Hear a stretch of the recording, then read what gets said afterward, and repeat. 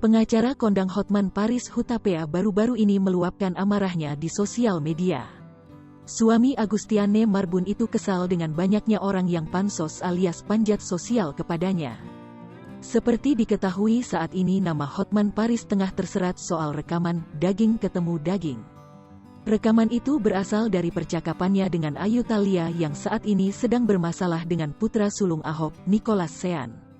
Sadar dirinya dimanfaatkan banyak orang demi mendulang ketenaran, Hotman Paris pun membuat candaan pindah pekerjaan dari pengacara kondang menjadi pedagang mie ayam. Aksi Hotman Paris ini berhasil mencuri perhatian halayak ramai.